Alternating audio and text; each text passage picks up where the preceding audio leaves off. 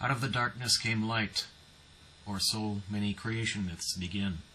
If you look past the poetic phrasing, science states more or less the same thing about the ultimate conception of everything known. This is not only true about the universe, it's true about humans as well. When babies are born, they come from a very dark place into the light. And when we die, so the story goes, we are attracted to a glowing brightness somewhere in some distance, perhaps within the vision of our mind's eye. This film tries to shed some light on that shadowy in-between, the border region that splits life and death. It's not our mission here to explain what is death, but to explore some principles of that which crosses over from one side to the other. What is chiefly the issue here is whether or not there is a soul, and what happens to it. The majority of cultures that are or have existed on Earth have had some kind of belief in a recurring afterlife.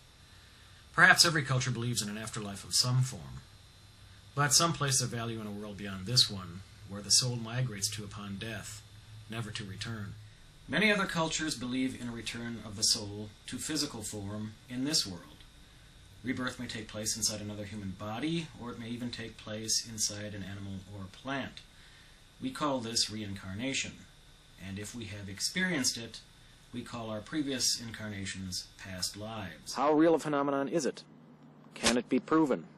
Can we get in touch with it in a much more conscious way? Or are we at the mercy of some great cosmic machinery that recycles souls at random through a will of its own, allowing us little or no control over it? If we have all lived before, why can't we remember our previous lives? Or can we? Is there some technique developed that can put us in touch with these memories? And if so, does this mean that we can scientifically prove that there is life after death? Finally, what is the point of reincarnation? These are big questions, too big to answer in their entirety and to everyone's satisfaction. However, that should not prevent us, or you, the viewer, or the various academic communities from exploring the field. Payoffs for doing such should be self-evident and beneficial in some capacity to everyone. I completed most of the filming for this project right around Halloween, as good a time as any for discussions about the afterlife. While Halloween has become something of a children's holiday in recent times, in ancient Europe and other parts of the world, it was seen as the division between summer and winter, and by analogy, life and death. The doorway to the beyond, a time for celebrating one's ancestors and friends who had parted the veil. For many of us, life is a long, quiet river on which we float. It has its turbulence and slow spots, but it all flows in the one same direction. It is linear. We all go from birth to childhood to adulthood to death, unless some accident or illness cuts that process short. But we never see the opposite come true, or some variation of it. We progress from point A to point B. That's what our physical body knows, and our conscious mind perceives. But what about our unconscious? In many ancient and current non-Western cultures, life has not been seen linearly, but as a wheel, a great circle. And it would go never-endingly from birth to death, death to birth. In other words, the realm of the beyond was part of the process. Reincarnation played a natural function. I came upon it when I began to realize that I could tap into past lives just by meeting somebody who would have an impression of what kind of past life they had, or one of their past lives. First and foremost, our mission, if you will, is to alleviate suffering and try to find out what people's needs are, help them satisfy those needs, or certainly meet them in healthier and happier ways. I studied under the direction of Dr. Roger Wolger, who is a past life therapist, and he uses the Jungian approach. After I got out of college, and I was in an auto accident and hit my forehead, it was after that that I started to get these impressions of other people's past lives. And since the eyes are the windows to the soul, it seemed to me as I looked into a person's eyes or looked at them straight on, that I could get an impression about, their past lives. And at first I was invasive about that, and I would tell people without their asking. But then I began to realize I had to ask people if they were interested in hearing about it. Many people don't believe in reincarnation. They don't want to talk about past lives. But the people that did, I was able to give them some indication of a past life they had, and then actually describe some of the events in the life. And then they would say to me, well, some of that has happened in my life. So I knew then that I was getting some of that information from a source that I had never really tapped into before the accident. An illustration I can give you from my own experience was that for many, many years I would camp and travel and bike in western Wisconsin around La Crosse, Wyalusing, Prairie du Chien. I was always attracted to that area, almost like I was compelled to be in this part of the state. So I would go camping there with my wife, and I just could never wait to get there. And when I was there, it was like I'd come home. When I did my first past life regression, one of the initial scenes I saw in my regressed state was a very young Native American literally running through the bluffs of western Wisconsin. So here I was in this past life state. I was running away, and I didn't know why I was running. The next scene is I was an ancient Native American elder. I was alone, dying, and actually witnessed my own departure from my body, which was probably one of the most transformative life experiences that I've had. And to this day, I find that in my work, I'm enthralled and very respectful of the work of Native Americans. Until I put that together within my past life, I didn't really understand why I had that affinity. Now, there are some people that, when you look into their eyes, they have had many past lives, and that's the expression you hear very often, a person's an old soul. And if a person hasn't lived a great deal of past lives, they call them a younger soul. But most of the people that I've seen these past lives for are indeed old souls because they've experienced many. I get impressions about where they lived, and a number of people have lived in Europe in a certain time frame. I get that. I get their occupation, and I get an event, usually, about some significant event in that life and what happened to them. I don't get a whole stream of information, but I do get one or two significant events that have taken place for those people. If you travel to Asia, particularly China, India, some of the Asian cultures that have practices in Hinduism, Buddhism, or some of the other more ancient, if you will, meditative techniques, it's almost a given that the life that you live at the present time is pretty much predicated on the life you had previous to that. Indeed, that there are multiple lifetimes that we all have lived. One thing that's pretty common in Wisconsin is that people feel they have lived Native American lives. And maybe it's because of the closeness to the earth and the Native American traditions in Wisconsin. We don't know. But I've had many people in regression experience a Native American life, not necessarily in Wisconsin, but in other parts of the United States. And they are always very dumbfounded about the fact that they were either some warrior or they were a medicine person. I've done regressions in other states, but people don't come up with that as much. Somebody was saying one day they couldn't understand why they were so attracted to a certain kind of furniture. Started to study Italian, started to want to know why she was so attracted to the Italian period. I got that she actually lived in Venice, and I got her name. And what happened is she went to Venice, and she went to this particular house that I had designated what it looked like, and a person actually had lived there by that name, and she became very fluent in Italian and actually visits Venice quite often ever since that time. You got this from just looking at her without doing any regression or anything? Yes, I did not do a regression with her, no. Even in science, we find out with the onset of quantum mechanics and physics, there's a belief that the human spirit or the body is a flow of energy that lives on indeed beyond the body. Einstein, for example, even believed not so much in an afterlife, but that something continues beyond the body, since we are energy, and energy doesn't stop. It comes in and out. Mhm. I don't get it every day, all the time, when I meet a new person. But if I just breathe with it, if a person wants to know about the past life, and I go into sort of a meditative state, and meditation is very beneficial for tapping into past lives. In fact, there are a number of past life meditations that a person can do to actually get in touch with it.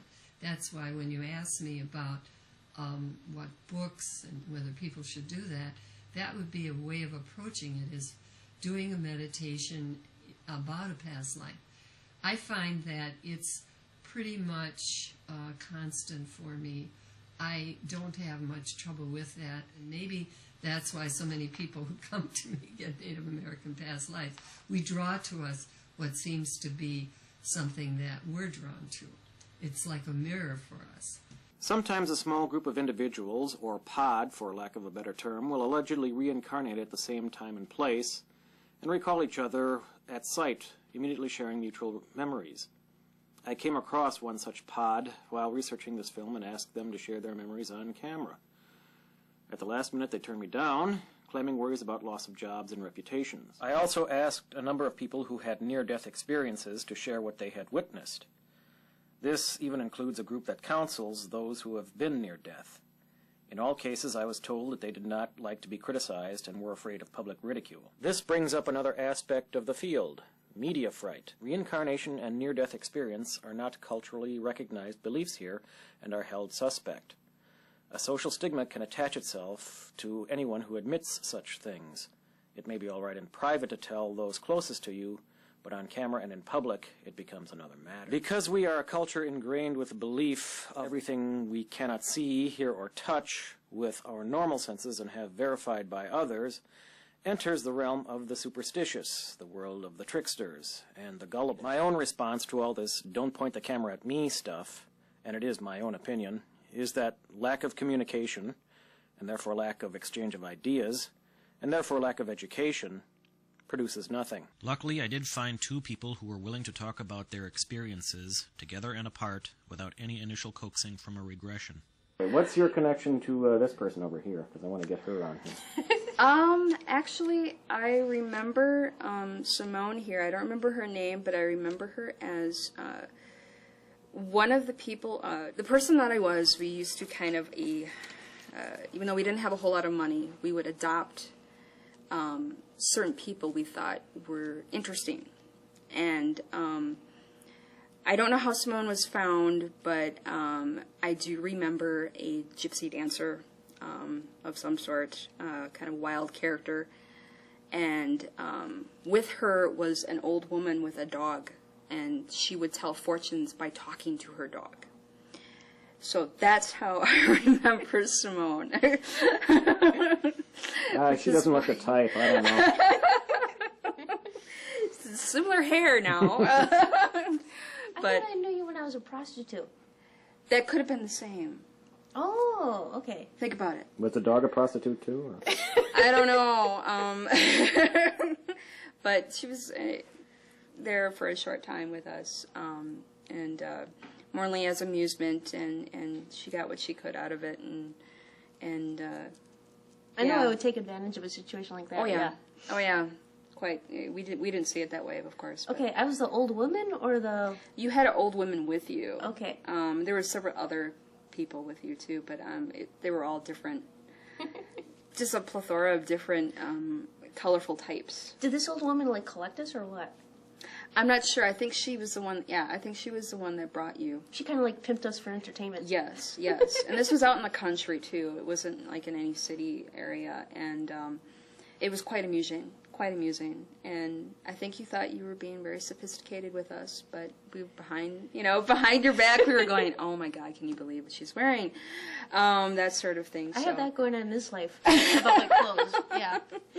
Yep. At least in some of the ancient cultures, the belief that the soul, if you will, or the spirit, spans time and space, and that from time to time we come back or incarnate into a physical form and learn lessons that we did not learn in previous lifetimes, or we pay back, if you will, or work out problems that we had with other people, other situations, and are given an opportunity to advance the quality of our life. The Jungian approach is predicated on the fact that people have certain things that have happened to them in the past, and very often that is operating for them in the present. And the part about going into a physical feeling of it is very Jungian, that not only does a person visualize the past life, but they feel it in their body very directly.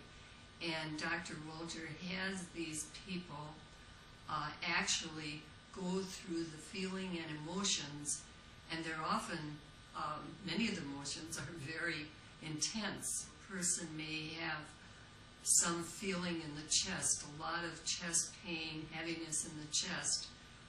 And as they go through the past life, they may experience that they had been crushed in some accident. So once that's released, then the person very often will feel totally different and will have probably not even have the pain there anymore. So that's more Jungian than past lives where people see all these things and maybe just have the emotion of it. Many people go to psychic fairs and have somebody tell them about past lives. Well, that person is telling them about the life, as opposed to the person actually going through a regression and experiencing the life. So that would be a difference. The therapeutic difference then is the person going through the life, experiencing it. So the idea behind the past life regression work is that we as human beings have problems and dilemmas that face us on a day-to-day basis and also throughout the course of a lifetime. These can be of a psychological, physical, relationship, vocational type nature. But whatever the reason, we have these problems, and many different cultures and indeed many different ways of healing people therapeutically and psychologically have a different perspective on how to heal people.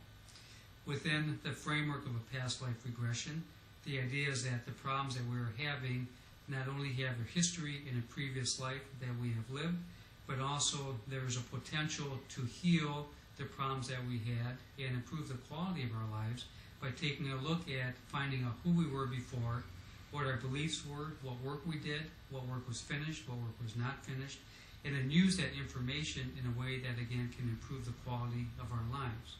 I first got involved with past life therapy in 1985, and the reason being is that my brother had recently passed away, and I was actually, at that time, searching for some answers as to why he had died and why I had felt the way I felt about his death, and I felt that he was still with me and present, and I just wanted to do a past life regression to see if he actually had existed with me in previous lives.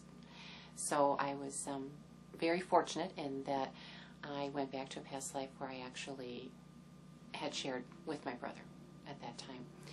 And from then on, it took on therapeutic approaches. I have a fear of water, or I had a fear of water, and a fear of drowning.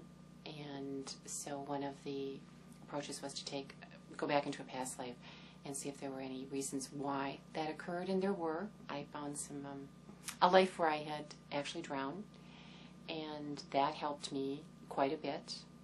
I used to not be able to take showers and face the water in the shower, and after that I am able to do that now. Still haven't learned how to swim yet and don't know if I'll ever get to that part, but it was very helpful. And I've done it for demonstration purposes as well at the University of Milwaukee. My husband is supportive. My daughter is supportive. My other family, my extended family being like my mother and brothers and sisters, a little bit skeptical, I think, of it. And that's okay. That's perfectly fine. They just feel, I guess, I should do what's best for me, but they don't necessarily believe in it.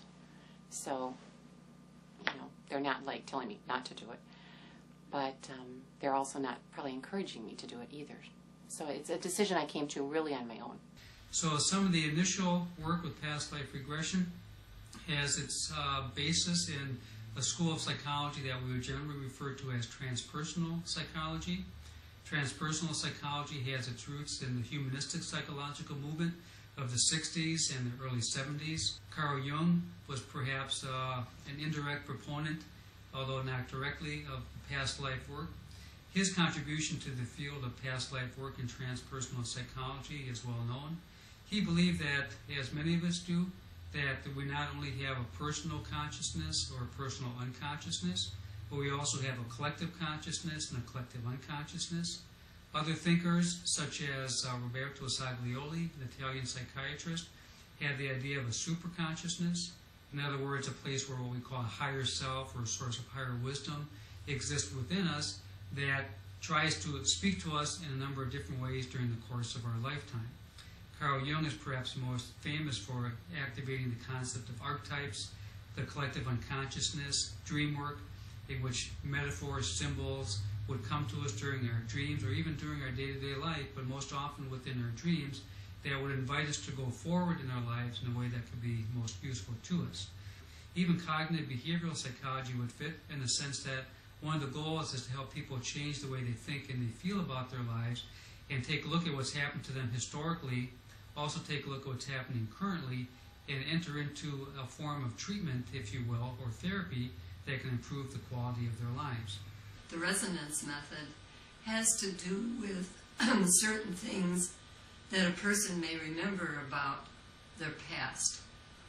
For example, they may favor certain foods. Other people favor certain climates because they may have lived in that climate in the past. Or they may favor certain political stances because they feel that political stance has been carried over from the past. They may not know it, but then as they go through the regression, they may realize that. They may favor certain locations, certain parts of the world that seem very, very familiar to them, and we call that often déjà vu. Or you may go someplace and experience familiarity. They may feel that they were a certain person, they may remember the name, and when they remember the name, that could be traced back to the records in the towns. And they also very often can trace dental records.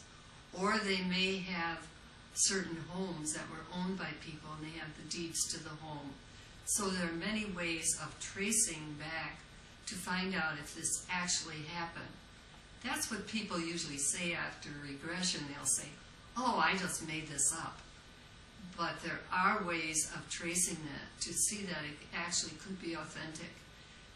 They may have body sensations, they may not. Now that's the problem very often with regressions, is that some people may realize that they're not really seeing anything. Many people are visual, and these people have a problem because they're not visualizing.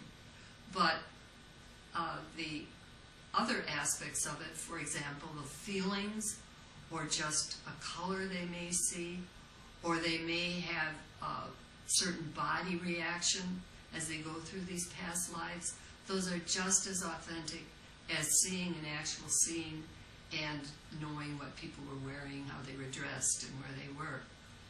It certainly is not without controversy. The field of psychology as we know it now is relatively new. By that I mean within the last 100, 125 years. It came out of a history actually of philosophy and spirituality and what we could even describe as metaphysics. So many psychologists in the field that have struggled long and hard to develop credibility in the field of psychology as a valid method of helping people with their life issues would see it as something to be scoffed at, or perhaps has even taken the field back 100 years. The behaviorists of the 1880s, 1890s, into the early 1900s were very clear on taking a look at only talking about what was seen and examining objective experimental data. However, as things go and the history goes, the the strength of the human spirit, if you will, that's come through. We became rather disillusioned as a field, and I can even speak with my generation coming out of the 60s, at the mechanistic application of science to the human problems of the human existence. So during the 60s and the 70s, again, therapists and writers, psychologists such as Carl Rogers, Rollo May, the existentialist, the humanist, Abraham Maslow, who many people are familiar with, said, we're not just a machine, we can't be compartmentalized into a box, as Skinner and many behaviorists were trying to do, and they said we need to look deeper into the human spirit. To start with, many people are skeptical about past life regressions. You do not need to believe it to get the results. And also, some people can't believe what they have encountered is real. We have a natural urge as human beings to alter our state of consciousness. We go to different places. So the idea of hypnotherapy, which Milton Erickson popularized through his work and added as a very valuable healing technique, brought credibility to the possibility that human beings can go into another state. We can access information that's within our unconscious minds or less than conscious minds in a way that can be helpful to us in terms of healing our life dilemmas and our life problems. We can alter our state of consciousness, and in fact, when we alter it, we take away some of the doors, the barriers to the unconscious and what lies within, as Carl Jung tried to do with his dream therapy and his archetypes, that if we have access to that in a way that's useful to us, our lives can become better. We'll go through several stages. First, a relaxation period to make sure that the client is in a good space to completely release any tension or anxiety and get into a state where the past lives can come through. The next phase is a hypnotic suggestion in which the client is slowly regressed into a more subtle stage of consciousness, which is where we believe the past life memories reside. And then there's a conversational period in which once the client is in the past life that has presented itself, which is hard to say from past life to past life, again, we assume that whatever needs to come up at any given time will come up. There's a dialogue, again, that occurs between the therapist and the client, and pretty much let the consciousness take over and present the information that needs to be revealed to the client for their potential healing. If you wouldn't mind just starting by imagining that you're surrounded by light, beautiful white light, that's protecting you like an embryo protects a new developing child, keeping you safe and protected from all harm, and also inspiring you to go to the precise lifetime that you need at the present time for your healing, growth, and inspiration. So take a few moments just to feel the beauty of divine light surrounding you, enveloping you, protecting you, nurturing you. So many of us took a long, hard look at it, and we started to see what happens. So some of the initial books came out. There was a book, for example, in the early 70s and into the late 70s that talked about children that had talked about past lives that they had. Books started to come out about people that were having memories of their in utero life before they were actually conscious. There were stories of people remembering past lives with people that they had known. And again, psychology at that time was very reluctant to give credence to this because they didn't want it to turn into like selling snake oil at the state fair type of science. So what we did to study the validity of these accounts was went back and became good historians. So a number of the books that came out had documented events where children or adults in a past life or regressed state would have memories of living in the 13th century, or have memories of being tortured in the 15th century, or they have memories of being peasants in some Eastern European country. And when they would go back and they would document what they had told, there was evidence that indeed they did live these actual historical events were validated by people that did the research. So more and more of us began to take a look at past life as being something that was very real, if you will, something that had its seat within the human psyche. So from that point on, we tried to take a look at how can we make past lives available to people, and what is the value of doing it. So was this just another opportunity to avoid facing life's dilemmas and to be alleviated of life's responsibilities and to play into the victim mentality. In other words, I can't get up and go to work because I was tortured in the 12th century, so therefore I have a reason for not living a good life because I was a victim and I don't know how to live a life. We didn't want to see it that way. We wanted to see the value of what happened in a person's past lives. What did they learn? What did they live? What is their belief about life? What was beneficial to them from that past life? What can we take from that past life and indeed use it to increase the quality of this current life, and also use it to heal the problems that they were having? I have a friend who lives in upstate New York, and there was her child was about 6 years old, and he kept singing these songs that were very popular in the 70s at Woodstock. And she couldn't imagine where he got these songs from. I mean, the kid kept referring to those songs. And one day he said to his mother, I guess he was even 6 years old, he said, I was in Woodstock. I was at Woodstock. And she thought, oh, that's not possible. But what happened is she found out that he felt he had been trampled in the crowd as they were leaving one of the concerts. And she did find evidence that, yes, certain people were trampled. And he gave the name, and she tried to find the record, and I'm not sure whether she located the exact person. But that boy described the circumstances of his being trampled to death, and also had this affinity for all the Woodstock melodies. And he kept that up until he was a teenager, and then realized what it was that he was doing, and she took him there, and he had a deja vu about it exactly. Sometimes children come up with different stories to their parents, and the parents discount them. But it's very important that the parents not discount children's recollections, not that you have to always follow up on them, but to actually know that these children have these insights and remembrances that probably are very authentic. So it can be used to solve eating problems. It can be solved for anxiety, chronic depression, phobias, fears of sharp objects. Many people get migraine headaches. They have marital problems. They have work-related problems. They have a tendency to get into car accidents. So there's a whole range of human problems that people have that we find have their roots in past life regressions. Many times a person has a fear of animals or a fear of water, of anything. And that fear, when they begin to go through the regression and come to the point of how they recognize what happened after the regression, so often these people lose that fear or phobia. Another thing that's very common after regressions is loss of allergies. Maybe in a past life they were put in a situation where that they worked in some place that smell was overpowering. After they go through that regression, they may come out and not have that allergy. My first past life memories came to me as nightmares that I experienced back when I was 6 years old. And of course this was in 1976 during all the bicentennial celebrations and so forth.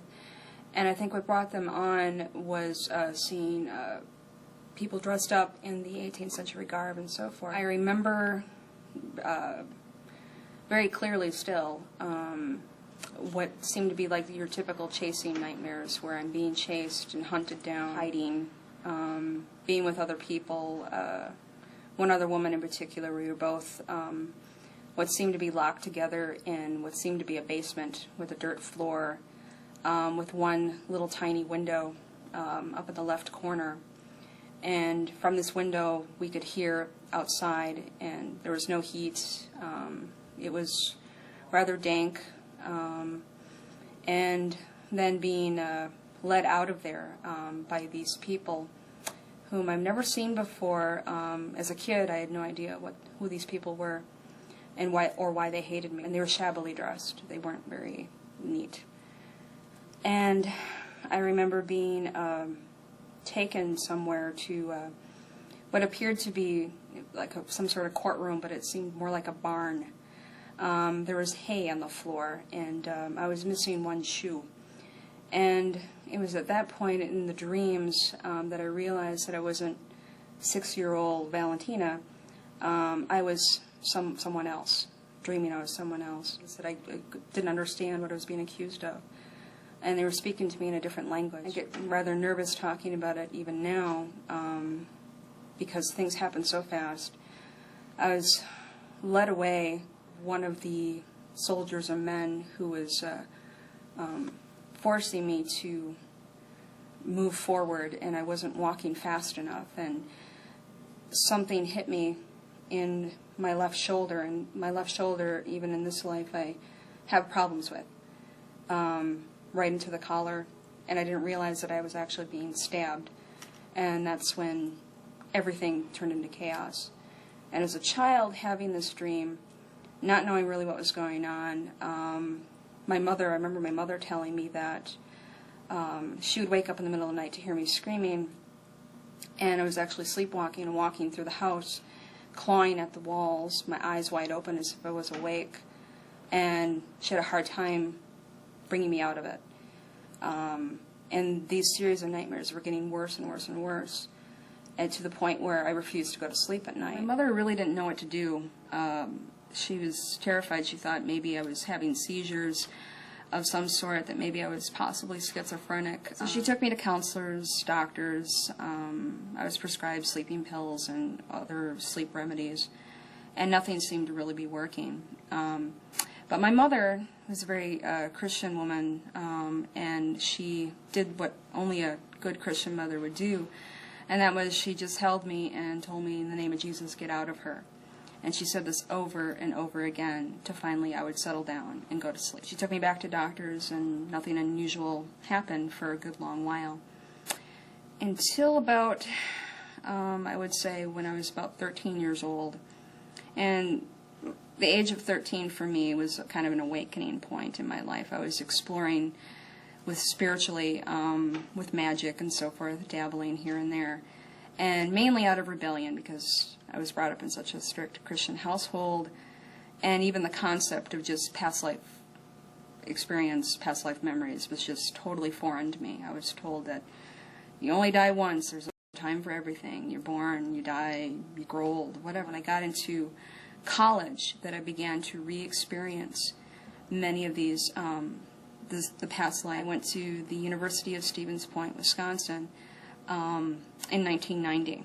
And there was a group on campus called the Jacobins, led by an old friend of mine named Elliot. And Elliot was obsessed with the French Revolution.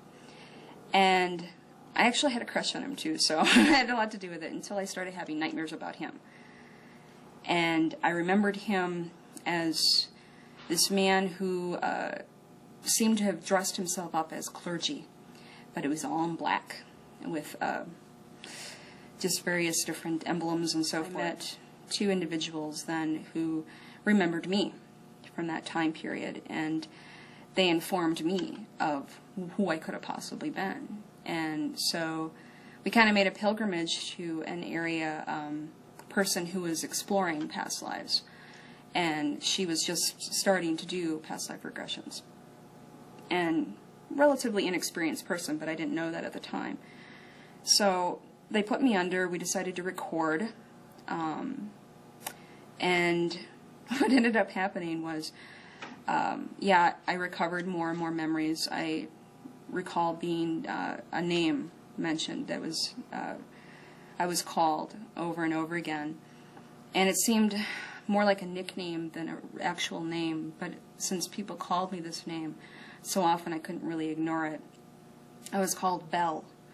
It almost sounded like ball, but kind of like the accent was different, obviously. Almost like watching a movie. I was somewhat removed, but I was inside the body of whoever this person I was. In this, I remember several individuals, people that I absolutely loved and adored, and seeing them again, I soon started to forget during the regression who I was currently, and that was a dangerous thing.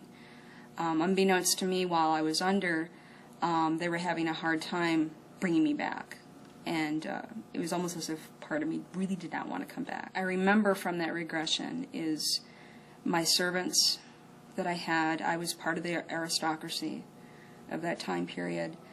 I was brought up in a way that I was very sheltered.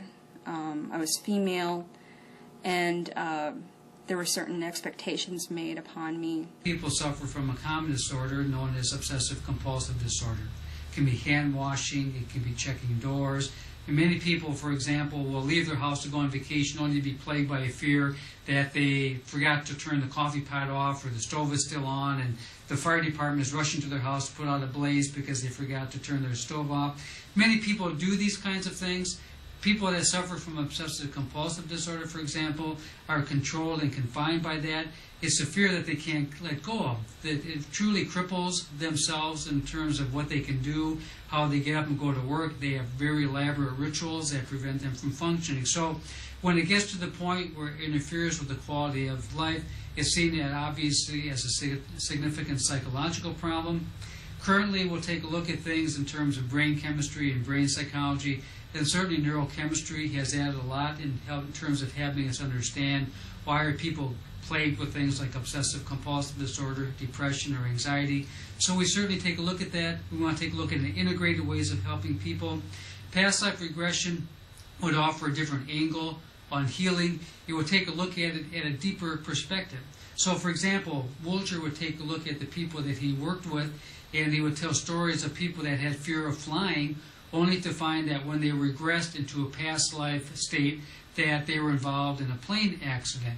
Or people that had hand washing as a compulsive ritual with obsessive compulsive disorder were coroners, or they were surgeons in some impoverished lifetime during the Black Plague or during some horrible disease, where what they were doing was basically trying to clean people off or help them before they were actually dying, or in some level felt they contributed to the death of people, and what they were really trying to do was act compassionately to help people become better, only to have them succumb to some massive plague that they really had no control over. So with the past life regression, what we try to do is find out, first of all, what are your phobias? Where are your problems? So initially we'll take an interview and find out where is it that you're having this particular problem, and we'll do some work around them, either behaviorally or cognitively, to try to heal it. And if that doesn't work, then we'll take a look at perhaps this problem has its roots in a deeper past life that has carried itself over into the current lifetime. And again, if people are willing to buy into this way of healing, we might suggest a past life regression as a way to heal this particular problem. Near the end of it, of course, the person who was doing the regression with me decided to bring me into how I died. It's really hard to talk about it. I remember walking over bodies, being forced to walk over these bodies of some of these people I knew, some of them I didn't know. I couldn't tell anymore. What did I do wrong? How can I stop this? I can't stop it. And then the stabbing and people throwing things, my body being lifted. At one point, I think near the end, my head seemed to be at a strange angle, made to look down upon my body. I must have still been alive or just about to leave my body, and seeing someone tearing out my heart, cutting open my breast and tearing out my heart. And I think the last feeling I had was being just torn away from everything I knew and loved. Now, this is what has been historically known as the part of the French Revolution known as the Terror. And so you were reflecting on that particular time period, right? Mm-hmm. Do you have any recollections of being one of those guillotined? Is that what you're... No. Okay. I believe I was ordered. My death was in the works. But something went wrong. I thought I was going to be taken back to my cell. But instead, the crowd went crazy and especially after they found out who I was and what importance I had as far as the court and so forth was concerned. And I think some of the people who actually were leading me away from the court or wherever it was that I was judged were actually trying to keep me anonymous so that I could survive, but it just got out of hand. And as far as what season it seemed to be fall. There was a lot of bare trees, and this happened like around mid-afternoon, around 3 or 4 in the afternoon. That's what, at least what, just after it rained. I had a person who went through regression, and she found out that she was a nurse or a worker, a medical worker in a concentration camp during World War II. And she had always had some kind of foreboding about a certain location. And then as she went through the regression, after that, she realized that it was this particular location that she was seeing again in her dreams. She was having deja vu about it. And when she understood the circumstances, she has not had that since. There's often the story told about this man who had this terrific headache. The doctor couldn't find out about these migraines. They were constant and they were very intense. And he was called up on stage one time at a demonstration of past life regression. And he went through it, and he found out he had lived in World War I, and somebody had shot him in the head. And as soon as he had that information and he came to, the headache was gone, and he never had it after that. Now that's pretty dramatic. Another thing that people imagine when they have regressions is that they hear about they may have been a very famous person. Well, not everybody could be George Washington or Abraham Lincoln or Joan of Arc or even some queen. They may have been in the entourage of those people. They may have worked on the medieval grounds, whatever. And I should mention that this isn't this is a form of therapy or treatment that's not really suitable for everyone. For some people, for example, that have had severe abuse and have trusted people only to be hurt by them, the idea of going into an altered state with what is generally a stranger that they don't know that well can be very frightening and very intimidating. Some people that psychologically have underlying psychoses or have difficulties maintaining emotional equilibrium, to put them into a past life state would be very irresponsible and unethical, because they could go into a psychological state that could be very damaging for them and create a great deal of suffering. Other people, this may not tie into their belief system. So if you have a person that's raised in a Catholic or a Jewish tradition and they believe that this life is the only life and that when we die we go to another place and that's as simple as it gets, you may not present it to them because, first of all, it would be very offensive and inappropriate, and secondly, perhaps more importantly, it may not tie into their beliefs about how people live, what the human existence is like, what your soul is like, what your spirit is like. So you may have to make sure that the people that you're dealing with would see this as an acceptable way of treatment, a way of healing that they could embrace and they could work with you on as a way of getting better. There are different ways of working past life regression. One is with a person who's guiding them, and another is working in partners, so that one person will go through the regression with the person, and then they'll switch, and the other person will go through. There's also a group regression in which many people are lying down with a partner in a group and conducting these regressions.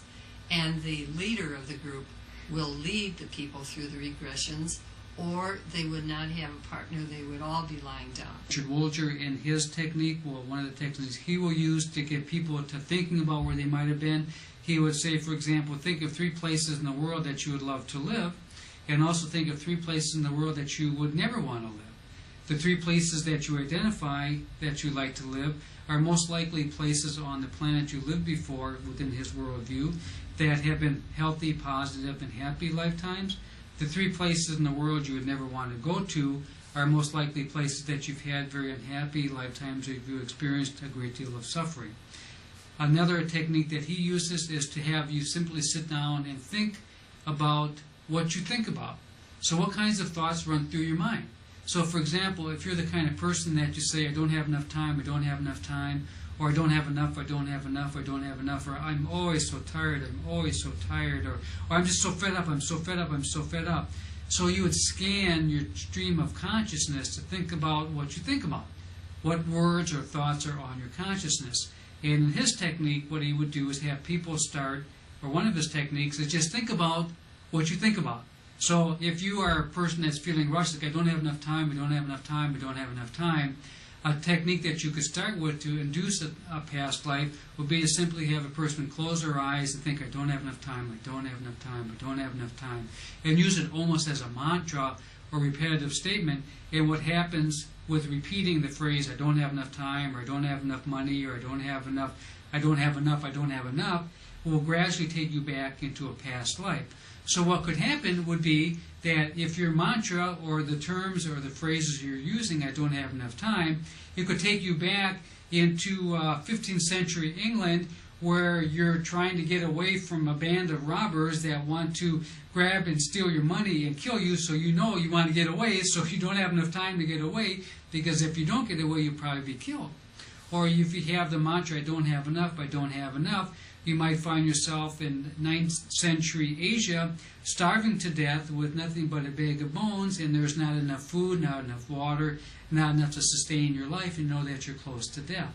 So the thoughts and the words that come to your mind most often could take you into a past life and could induce you into that state. Another technique that's often used would be to have a person lay down, become very comfortable, do breathing, expand your consciousness, literally expand your body by 6 inches, come back, expand your body by head and by foot by 12 inches, until gradually you have a sense that your body isn't rigid and tight, but it's a more fluid kind of a body, so you have a chance of feeling comfortable going back and forth beyond your physical dimensions. And once you're in the therapist senses you're in that fluid state, you would say, all right, now imagine yourself just floating above, observing your body. And when you're comfortable with that, imagine yourself you're above your house. To accessing your higher self to assist you in the process of finding the precise past life for yourself. So just slowly allow yourself to breathe and get into a real comfortable, relaxed space. This is to get the person getting an idea of what it's like to see different things, visualize with their eyes closed. Now, if it's difficult for the person to do that, then the Christos method doesn't work as well. So I would say to the person, just let yourself drift and float wherever you'd like to go. And whenever you're comfortable, just let yourself come back to the earth peacefully and gently. And when you've landed back on the earth, tell me where you are. And this time use your breath to expand your body at your feet by 2 feet. And expand your body at your head by 2 feet. So you add approximately 4 feet onto your body. Just imagine yourself in your house and walking through an attic door to the roof. And standing on the roof of your home, allow yourself to drift away from the house, feeling yourself drifting off of the roof. And you drift and drift deeper and deeper into our biosphere, going into the great expanse of space, enjoying the freedom of being unbounded, knowing you can go wherever you wish to go in this unrestricted state. Allow yourself to come back to the earth, coming back from the depths of space and time, knowing that you'll come back to the exact lifetime that is perfect for your present healing. There's a party going on. Mm-hmm. time in the library and the door is shut, but I can hear the music through the door. Mm-hmm. And it's dark, but there's some low lighting on tables and a desk, waiting for someone. I can't tell yet if it's nervousness mixed with excitement or if it's I'm moving around the room.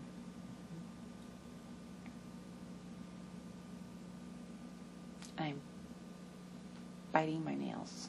Mm-hmm. How old are you? 22. Mm-hmm. Are you a young woman or a young man? Woman. And I can hear the door slowly starting to open. And someone slips in really quietly. It's a male figure, and he's trying not to make too much noise, and he's trying not to be seen by anyone else as to coming into that room. And then he sees me. Oh. He just called a name. Mm-hmm. What's the name? The name was Amanda. Amanda? Amanda, is that you? Mm. Are you hiding from him? Yes and no. Mm-hmm.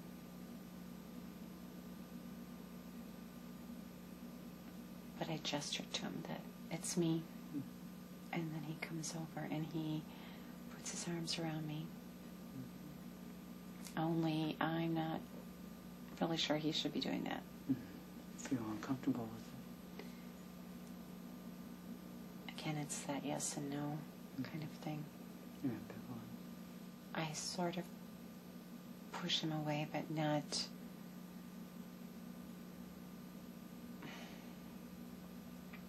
Not as if I really mean to push him away. Mm-hmm. He's talking about leaving. He's going to have to leave soon. And he may never get back, and he may never see me again. I have very mixed feelings for him.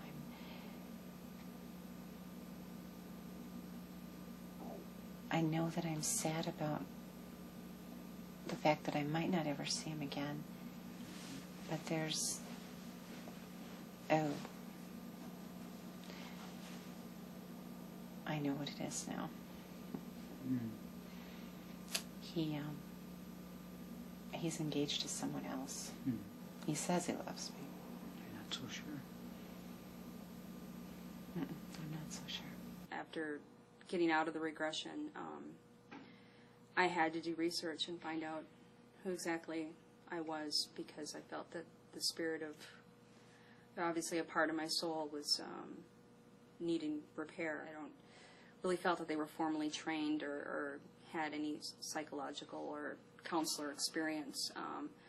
I think it was, I thought at the time it was a person. Obviously they were older than me, and I was only 19 at the time, so I just assumed that they knew what they were doing, because they came recommended by my friends. And after I came out of it, she really apologized and brought me some water, and I was still shaking and everything from it, and she felt so bad. She's actually crying about it. She had no idea that this sort of thing would happen.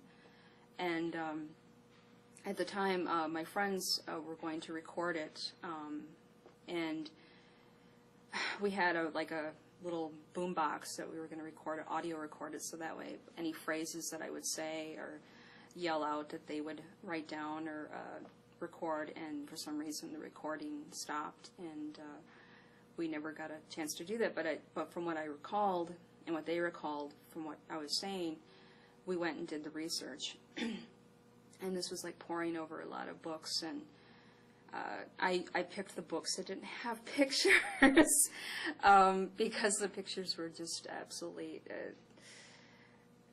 it was not a good thing. One particular lady who was killed for the express purpose of because she was a lady in waiting. They took her heart, placed it on a plate, took it to a butcher's, had it cooked, and wanted to not only, and they also took my breasts, my hands, and my head. They wanted to serve this to the royal family. And they never got to the royal family, but it was an example, I guess. They wanted to set an example. Often they'll find themselves as a little boy in tattered clothing, or a little girl, very little to eat, very little to wear, not much of a roof over their head. And so this person, for example, has an issue with money and prosperity. They can never seem to get enough. Even though they're working, they have issues around an abundance. So as I'm talking to them in this regress state, maybe they were in some Eastern European country that was taken over by some ruling dynasty, and everything that they had was taken from their family. Perhaps their family was killed, or they were taken away, and this child was left alone to fend for themselves. So not having enough, being frightened, this person has a belief that there's not enough that has carried over into the current lifetime. So we'll ask them, are there other people around that you might recognize? So maybe a kindly old person will come along, or a young person will come along, or maybe there's someone from the village that will take them in and will befriend them and care for them. So then I ask, is there anybody in your present life that's very much like this person? So often the people that lived with us in past lives will continue to be with us in the current lives. In fact, there's a very famous cultural anthropologist, Carla Pincola Estes, who's popularized the concept of kindred souls, that not only did that person live with us in that past life, but there's a very good chance that that person or a series of people that we lived with before were with us then and are with us now. In fact, we might even be married to them, they might be friends, we might be colleagues that are playing a very similar role for us. A number of clues a person can try on him or herself concern certain likes or dislikes that seem particularly strong. Historical setting. Is there one that you seem to have an unusual affinity for? Is there one you seem to have an aversion towards? Geographical location.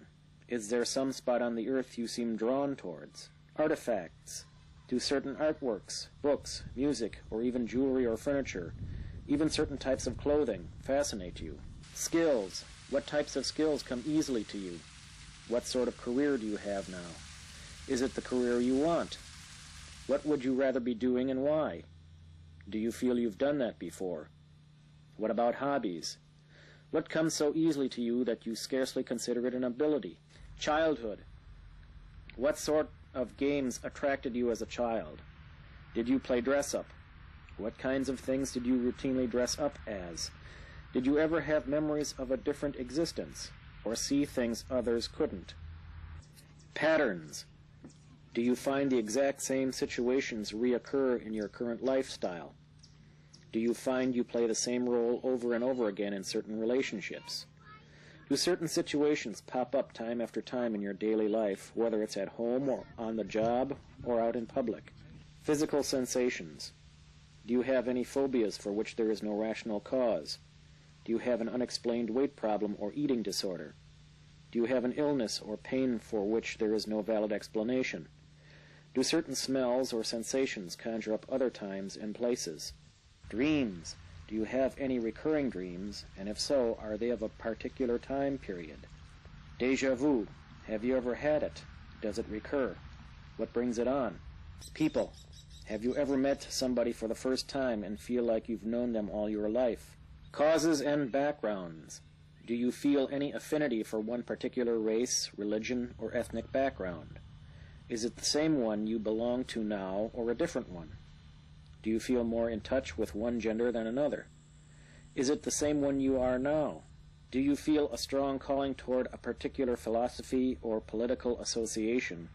And if so, is there the ring of familiarity about it? Is there any particular group, nationality, philosophy, or organization you find yourself disliking for no apparent reason? Thinking and needs. What do you think about? If you think about your needs more than anything else, what is it you think you need and why? Do you see any patterns in what you usually think about and what you need? Luck. Do you see yourself as lucky, unlucky?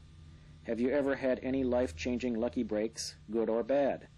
Was there ever any sense of déjà vu, familiarity, or cosmic harmony about the experience? Obviously, not everyone is going to have all of these clues at hand, and certainly not all imply a past life experience or recognition.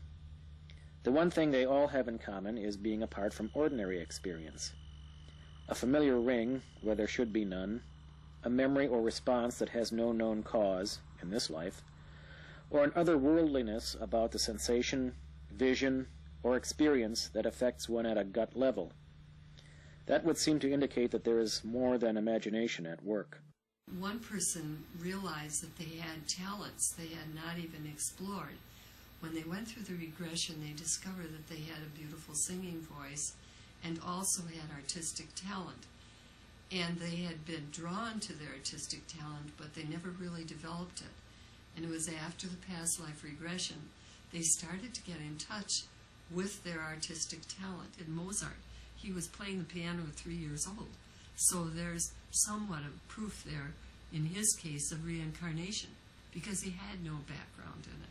And many people have a talent they've never developed, they never knew about, and suddenly as a child, this comes up and then may come up again as they're an adult, and they recapture that. One of the most controversial of methods for linking with the past is supposed direct communication with the dead.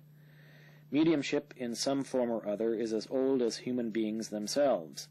Nearly any tribal society that we know of in the past, as well as the few remaining today, have some form of shaman, sometimes referred to as a witch doctor or medicine person. Stock in trade for a shaman is dealing with the spirit world and direct communication with the ancient ancestors and with the more recently departed of the community.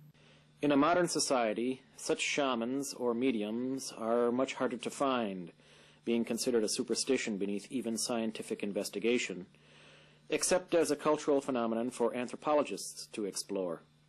Mediums, those who have a gift for conversing with spirits and ghosts, are usually thought of as imbalanced in some way, and if they charge money for their services, certainly charlatans. A modern medium may choose a number of ways to converse with the dead. I chose one who uses the much-maligned Ouija board as her primary go-between.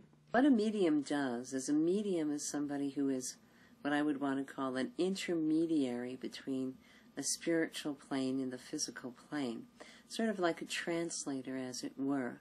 Mediums usually have the ability to perceive, very often see, and hear information of a spiritual nature, sometimes very specifically of people who have passed on.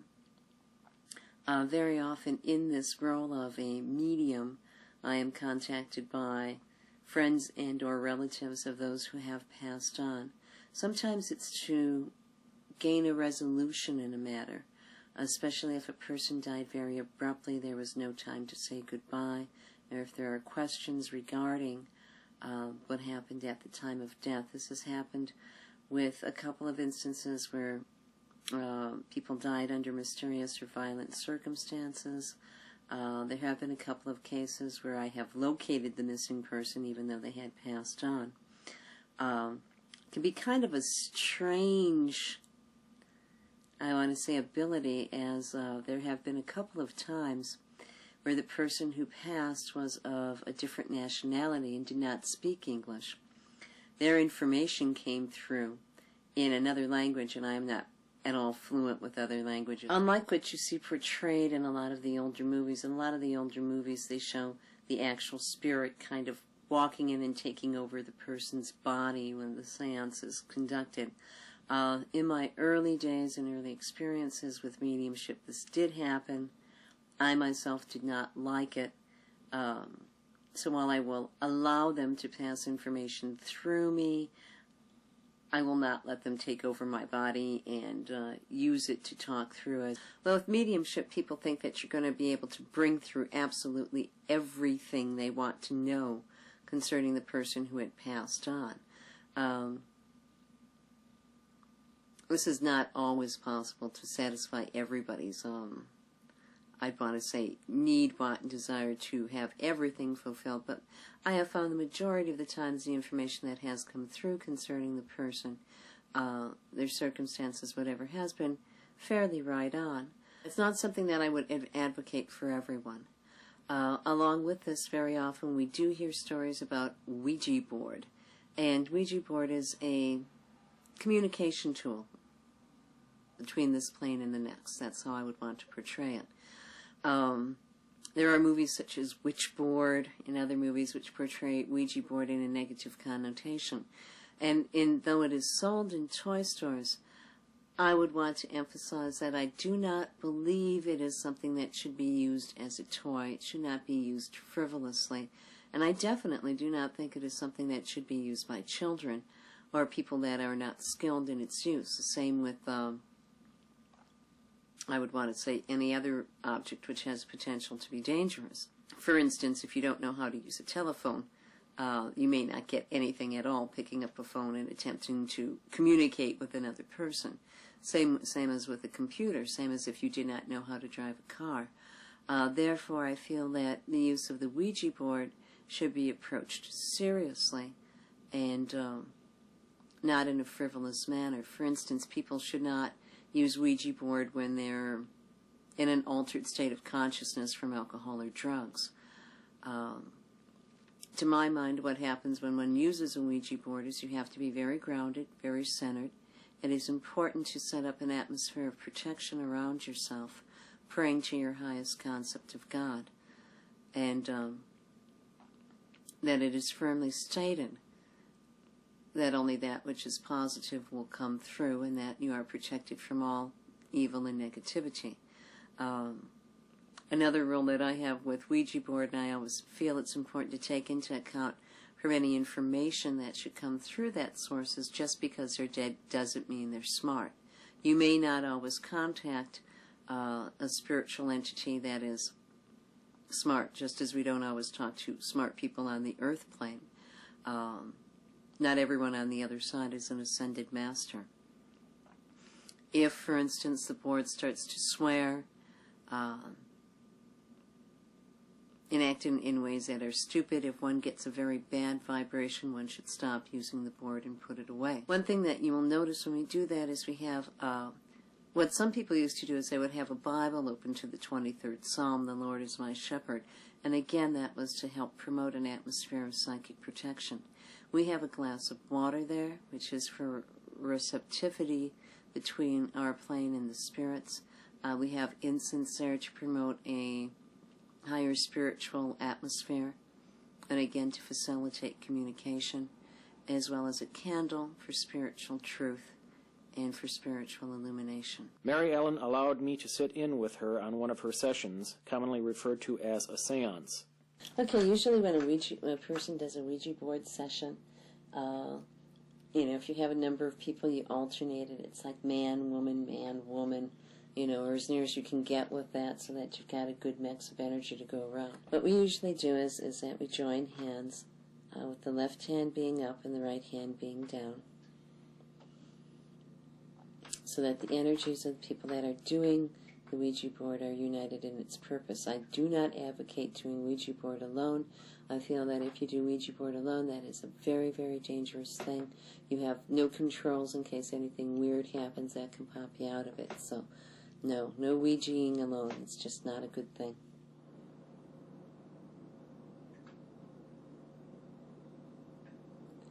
We now surround this place with a high white light,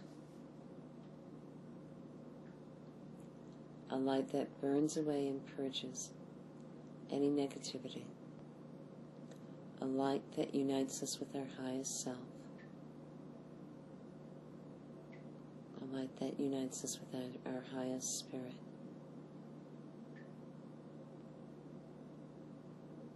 Around this light is a layer of blue light, blue protective energy, which will protect us against evil and negativity, so that only the energies which are positive, helpful, and good can manifest in this place. In this circle of protection, we ask that it be a meeting place between the world of men and the world of spirit. I just got this cold rush, which kind of tells me, okay, there's a little bit of spirit activity going on. We ask that we be given truthful answers to our questions and guidance for the days ahead. So be it.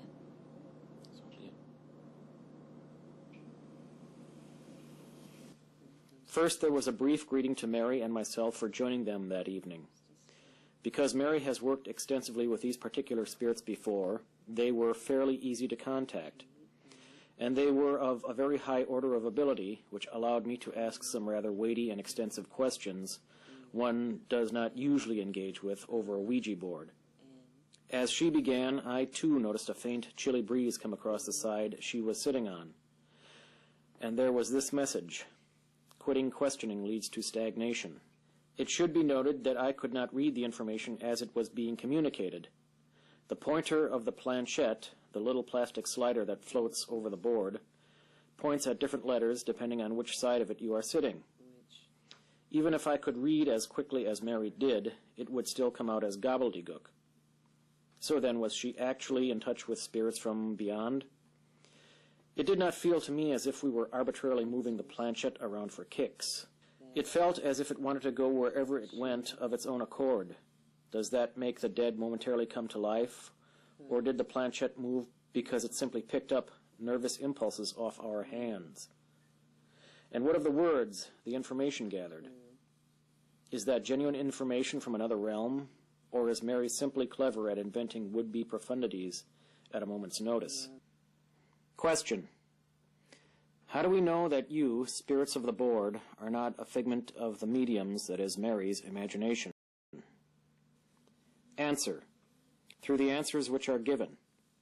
Answers that she could not know through her normal day-to-day consciousness. This may involve writing down or otherwise recording sessions and comparing them at a later date with events and situations which transpired after the spiritual session.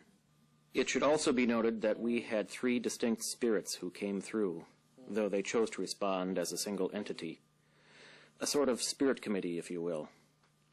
And though she knows them all by name, they preferred to remain anonymous for the film, claiming their own right to privacy. Yes, apparently spirits have their own privacy issues and don't want everyone having their phone numbers. There is something of a safety device here.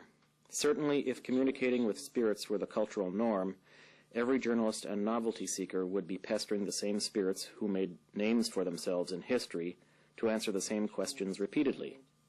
To get to someone famous here, as on the earth plane, it helps to have a deeper connection than merely idle curiosity. Is that it? I guess so. The proof is in the pudding, so to speak. Yeah. After they get an impression in a regression, they very often will sort of dwell on it. Oh, I was so-and-so, and they'll tell people they should let that go, because that's not the important part. It doesn't make any difference what the regression was about. It's the results, and then they have to move forward in their life, because it's most important they use that information, take it into the present, because that's what the regression does. It gives you an insight into your present situation. The other thing that regressions are very good for is relationships. And I've had endless people say to me, what was my relationship with so-and-so? Or was I married to my husband in a previous life? Or who is this person in relation to me? And that is how people find out during the regression how they interacted with that person in another life. And they also can find out whether their siblings were related in a different way, and the relationship to parents. So often people have some kind of issue and they may blame their parents or they may feel they have the wrong parent. And then if they do a regression, they may come to find out the circumstances and why these circumstances appear in their present life. Question. Is there any way to prove life, that is, spiritual existence, beyond death? Answer. What do you mean by proof? There have been many instances of departed souls coming back to communicate with loved ones. My response was physical evidence. So I guess I want to know what you mean by prove. Well, gee, you know, they've got pictures, you know, sometimes aura pictures. You know, you have spirit photography, which was very popular, and which, you know, spirits sometimes do show up on photographs to this day. You know, you've got those hard skeptics, and I think if hard skeptics have their mind made up about anything, it's going to be hard to, you know, prove it to them. My thought on this run is that there is probably going to be equipment invented sometime within the next 50 years, which will give irrefutable proof, which will capture the wavelengths and the spectrums, okay, whether it's a voice wavelength, you know, an auditory wavelength, or a light spectrum that is more sensitive to the spirit plane. That's what my feeling is. Sometimes I just get like a direct channel, and it's a lot easier to just tell Ron or whoever is with me what the direct channel is instead of spelling it all out, so to speak. So anyway, so what they're saying is that time is coming when these instruments will be picking it up. Okay, especially with the advancement with computers and whatnot. So that even though there's a lot of very hard proof around right now, so that you can give them that scientific whatever that they feel they need. I typically will set a appointment that will go for at least an hour and a half to 2 hours. I try to allow a lot of time for my patient and my clients with the past life. The last thing I want to do is say, well, your 50 minutes is up, so all right, so you're hanging from the gallows, and in France during some very tumultuous period in history. But guess what? I have another client coming in, so we have to stop. The following scene did not appear in the film at the original time of release. It was actually a scene deleted from another documentary made when the issue of reincarnation came up. It is included here as an addition because it is in keeping with the rest of the movie, and it exemplifies how one person took to learning cues for past life information. There is no way to know if her suspicions are provable, but they are part of her journey of self-discovery, whether or not she actually belonged in any suggested previous existence. Her image is distorted here to protect her identity. How do you feel about reincarnation? Because most pagan types, believe that you come around many times around in different forms, and I would imagine the Episcopal would have you there's one shot at the whole thing, and that's it. Pretty much the jury's kind of still out on that for me. On the one hand, there's a saying in the church, God doesn't recycle. And it's kind of, I go on a one-shot deal, and when my time's up, I go to heaven and I be with my Father forever and ever. And on the other hand, I've had my own experiences where I kind of question that now. The first time this happened, I believe I was around 14. And just a little background on it. I had gotten involved in what I now call kind of a Christian cult, or just a side of being a cult. It was still Christian. Extremely fundamentalist. I haven't even seen anybody since then that had more fundamentalist views. but it was also very charismatic, which is what got me into it, because I was getting very bored with how the churches usually run. With, you know, you just kind of sit there and you sing these really slow, boring old songs that you can't understand. And so I went to these. And one of the retreats that I went to, it was down in Florida. And it was a huge non-denominational thing. I mean, it was about the same size as like the Mecca Arena and just packed. And right at the end of it, everybody else in the group kind of left to go back on the bus, and one of the chaperones was with me and some other people. And I got this overwhelming sorrow just literally pouring over me. I mean, I could almost physically feel it. That it was pouring over me, and at the same time it was exploding out of my chest, and I sat there and I was sobbing and screaming and rocking back and forth, and I hadn't the slightest idea what came over me. And going back on it and thinking about it, it's kind of made me think to myself that maybe there is something to the whole idea of reincarnation and past lives and things like that, because I honestly felt at the time that I was having a memory of something incredibly horrible that happened either to me or to a friend or something like that. And pretty much from around the time that I was 14, I've had little things where it was, unfortunately, it's mostly been sorrow. Occasionally, I'll get, what's it called? Holy laughter. Where you laugh your head off for no reason, and it's really a trip. You should try it sometime. You know, be in a room with people that get affected with holy laughter. It's just, you know, it's really wild to watch. But another indicator for me, or another two indicators for me, I finally broke down once Titanic came out on video. I finally broke down and I said, okay, you know, let's run it and watch it. And by the end of it, I mean, everybody that's watched it, I'm sure, you know, bawls their eyes out just because it's a sad story. But by the end of it, and it could have just been the way that the movie was made, and it was made so well. It's hard to tell.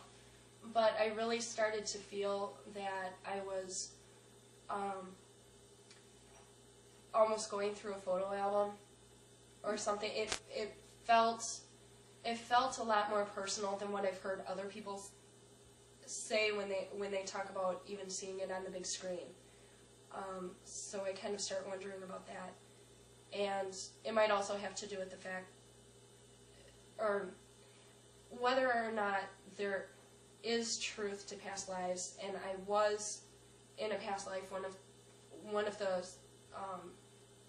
passengers on Titanic. Thank you. One of the passengers on Titanic. I am very afraid and have a very big phobia about going out on the water at all. I'll go swimming, that's fine.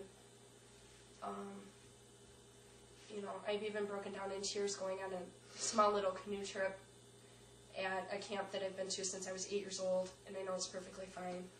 I broke down into tears. The whole idea of taking a cruise, like for a honeymoon, scares the daylights out of me. So I kind of wonder about that. And then also, I am very interested in the time period of the Civil War, historical, and it probably has to do with the costumes. I love Gun in Hand. But what was that? We were driving along in the car one time, and we weren't even talking about the Civil War. And I don't even remember what we were talking about. And all of a sudden, I looked at him, and I had this memory, and I had this picture in my head, clear as day. And I looked over at him, and I said, whatever gave you the idea to get the sergeant's horse drunk? And and then it was later confirmed by these guys that they had the same memory. But I have this perfect picture of just watching him like the way that I understand it is that he poured beer into a horse trough and made the horse drink it, and the horse got drunk. You don't have to make a horse drink it. Beer's got barley in it. I saw a guy at the 4-H get a horse run. A quarter barrel. The horse drank most of a quarter barrel, and the idiot went out and ran speed and action events.